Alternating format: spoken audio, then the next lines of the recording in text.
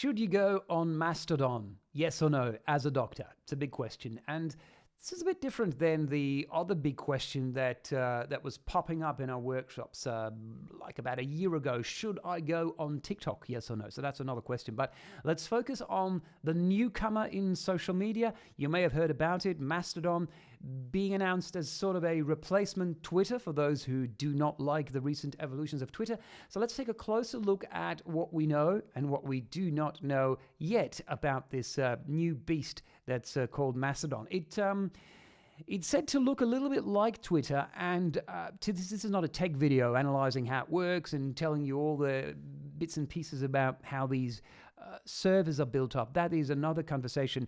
The big question we want to ask with our customers and with you today as a doctor, is it a good plan to go on there as an early adopter, yes or no? And as with many social media platforms, the first question is, well, will this actually contribute to my business development, to my private practice growth at some point? Because, as you know, sometimes there's a period where a tool is just another tool and it's the latest hype and it does not really pay to be on there. Many doctors have abandoned Instagram accounts because someone told them 5, 6, 7 years ago, you should be on Instagram. And they hired someone or they told one of their team members to do something on Instagram. And here we are. 7 years later, the account is empty and abandoned. So we know that story. That's because in those situations, we haven't thought clearly about what is this contributing to my practice. Good use of social media is about the content you post there and the way you help people get off that platform to the next step, which is your website or making a booking.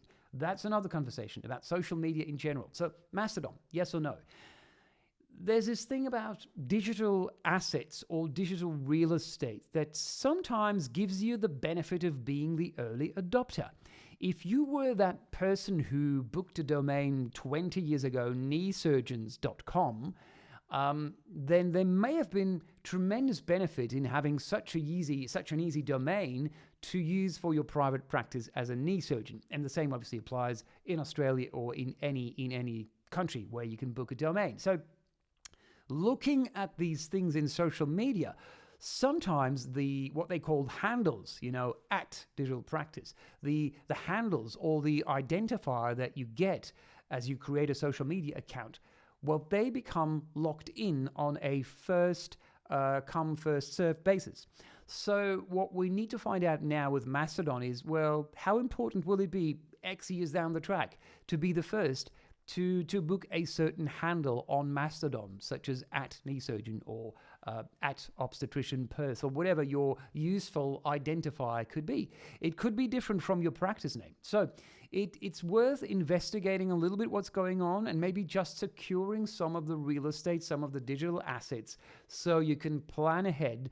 And as it pans out, we'll know over the next months and years to come if Mastodon is this new big thing and whether we'll be talking about it like we used to talk about Instagram or TikTok. Yeah, we'll see how things go. If this becomes the next big thing and you've secured your digital assets, well, good on you. It's worth looking into it and maybe spending half an hour to set up your account.